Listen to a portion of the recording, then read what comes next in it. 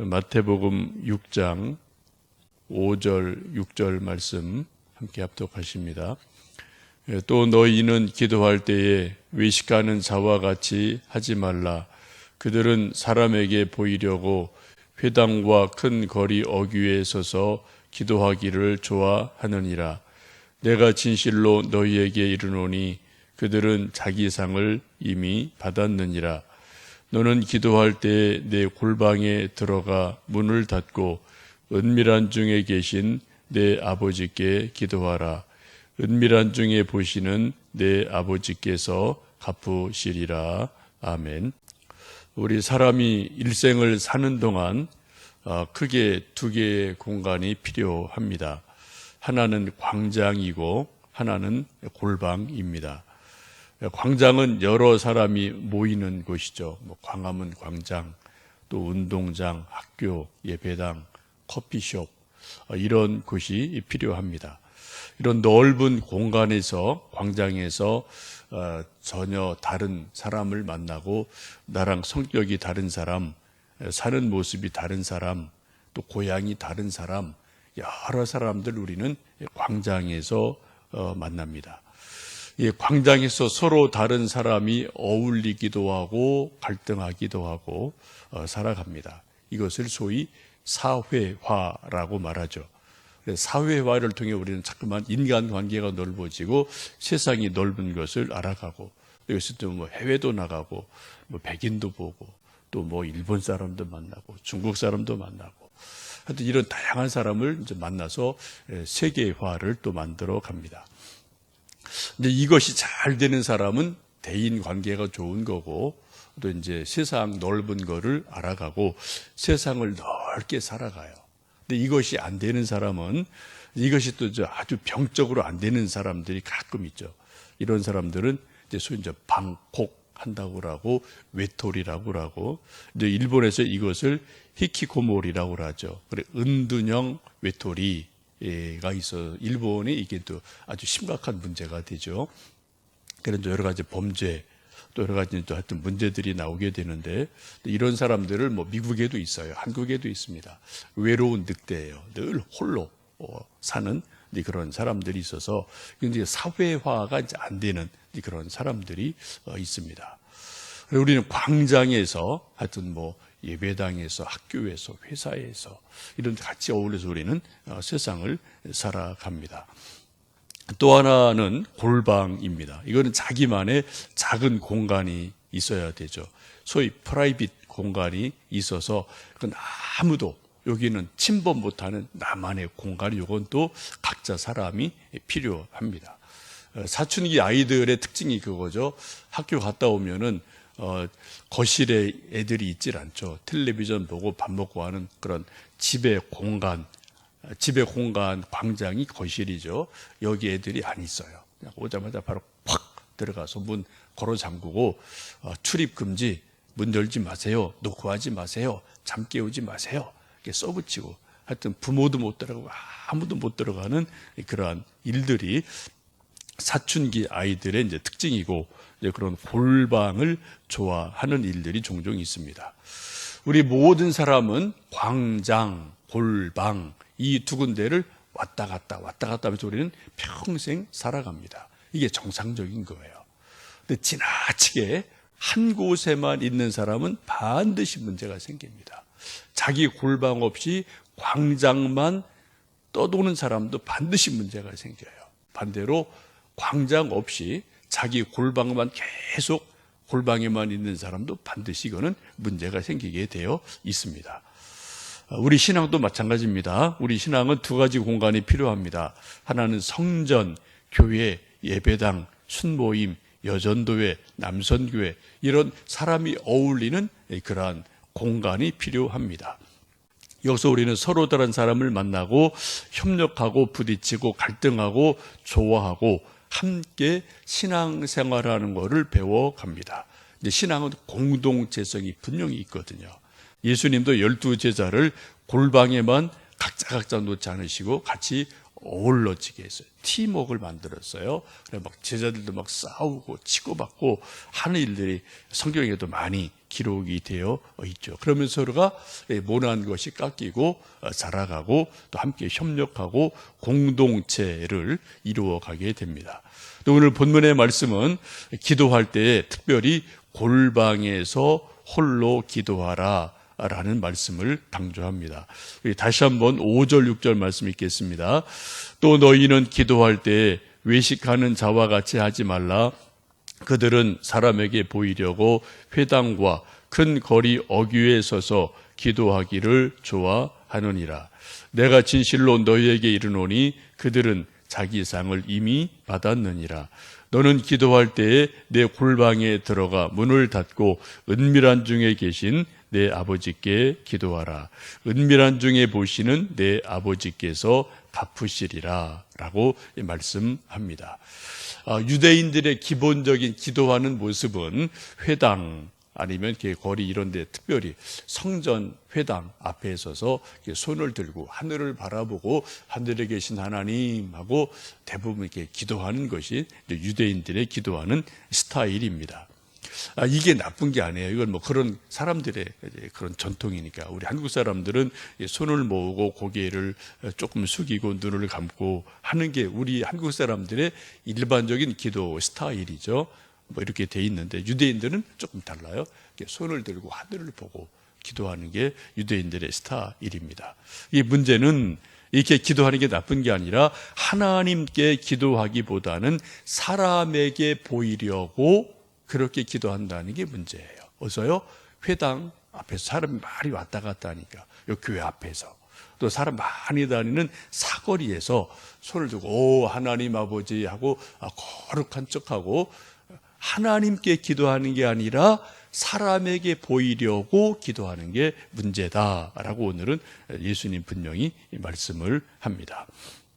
이렇게 기도하기를 즐겼던 사람이 복음서를 보면은 서기관, 바리새인 이런 사람들은 그런 식으로 기도하는데 익숙해 있었습니다.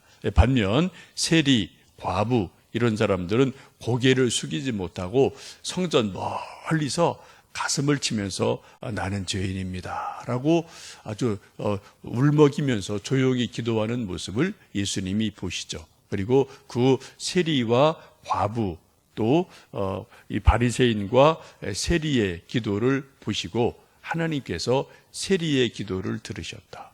이 과부의 기도를 들으셨다라고 예수님이 판정하시는 말씀 여러분 복음서에서 많이 보실 겁니다. 우리는 기도할 때 두 가지가 다 필요합니다.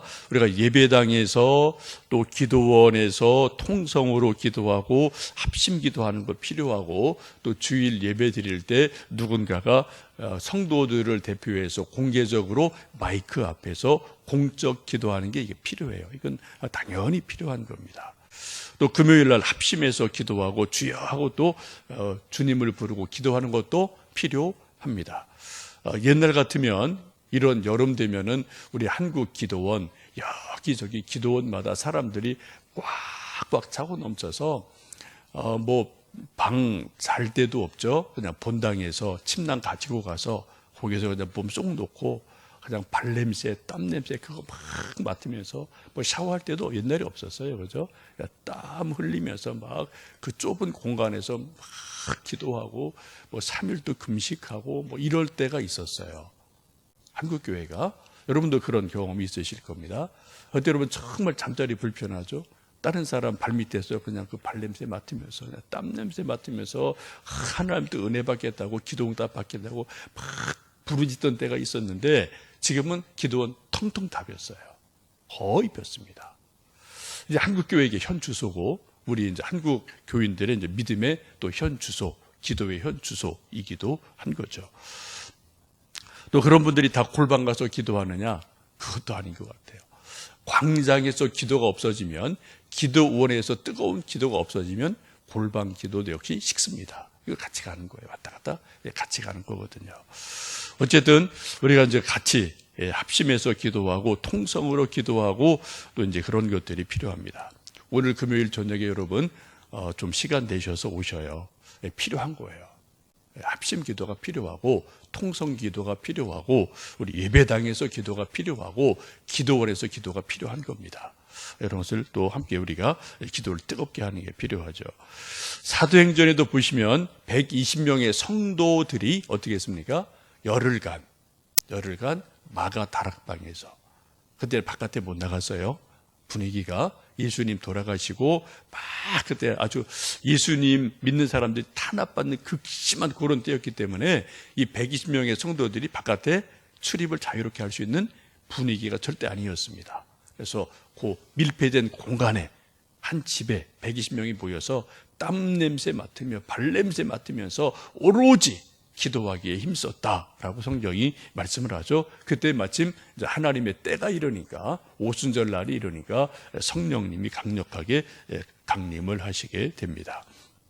근데 오늘은 예수님이 그쪽에 이제 포인트를 주시는 게 그쪽이 아니라 개인이 골방에서 기도하는 게 필요하다라고 말씀합니다. 은밀한 가운데 보시는 하나님이 갚아주신다, 응답해 주신다라고 말씀하죠. 오늘 예수님이 말씀하시는 포인트는 같이 더불어 기도하는 게 불필요하다, 그게 아니죠. 문제는 많은 사람, 예수님 당시에 많은 사람이 사람에게 보이려고 회당문 앞에서 큰 사거리에서 손을 들고 사람에게 보이려고 기도하는 것을 지적하신 거예요. 그렇게 하지 말고 은밀하게 보시는 하나님께 골방에 들어가서 하나님께 기도해라. 요거를 예수님이 강조하시는 것을 보시면 좋겠습니다. 우리 신앙의 모든 핵심은 하나님과 나와의 1대1의 관계입니다. 요게 안 되면은 모든 신앙은 사상 누각이에요. 있는 것 같은데 다 무너집니다. 속빈 강정에 불과합니다. 가장 중요한 우선순위를 굳이 따진다면 하나님과 나와 1대1의 관계가 온전하고 건강하면 외연이 넓어져요. 자꾸만 어떤 공동체성이 넓어집니다. 그런데 이것이 안 되면 공동체성도 잘 안 될 뿐 아니라 된다 하더라도 껍데기만 있는 그런 일들이 넓어지게 되죠. 신앙은 두 가지입니다. 넓어지는 것, 깊어지는 것. 이 두 가지가 늘 같이 가게 되어 있습니다. 여러분만의 골방은 어디입니까? 자기 집일 수 있고, 안방일 수 있고, 도서관일 수 있고, 교회 어디 자리일 수 있고, 또 뭐 자동차 안일 수도 있고, 다른 사람과 전혀 신경 쓰지 않는 물리적으로, 심리적으로, 또 여러 가지 의미로 다른 사람과 부딪히지 않고 나 혼자 있을 때 좀 안정감이 있고 독립감을 느끼고 은밀하게 느껴지는 그러한 나만의 기도 공간, 그러한 기도의 장소, 이것이 참으로 필요하죠. 예수님도 성경 보시면은 한적한 곳에 가셔서 날이 밝도록 철야 기도도 하셨고, 또 이른 새벽에 일어나셔서 제자들 다 잠잘 때 홀로 한적한 곳에 가셔서 예수님도 기도하시는 것을 보게 됩니다. 이것을 요즘 현대인의 표현을 빌리면 큐티를 나만의 시간에 나만의 공간에서 성경 읽고 묵상하고 기도하는 큐티를, 경건의 시간을 또박또박 자기 골방에서 한다, 이렇게 이해를 하셔도 크게 틀리지는 않습니다. 여러분, 오늘도 우리가 이건 우리가 지금 두 가지 의미가 있어. 이 새벽기도 이렇게 하는 것은 광장이에요.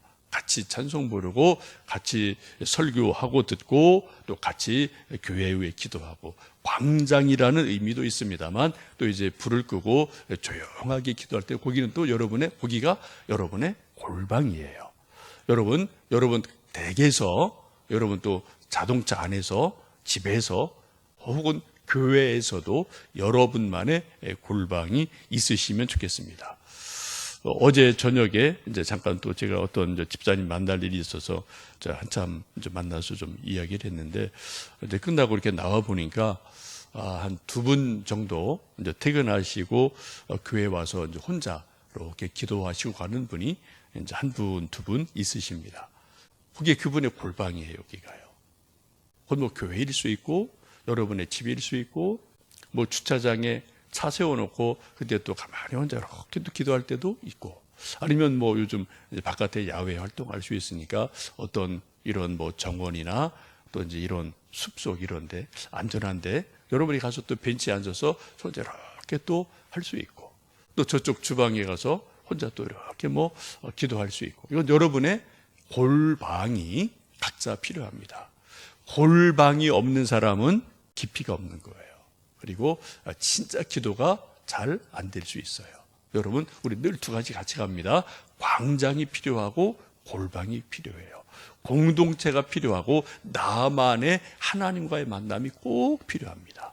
이 아침 여러분, 기도하실 때 골방에서 기도하는 것처럼 다른 사람이 무슨 기도하든 못하든 신경 쓸 거 없어요.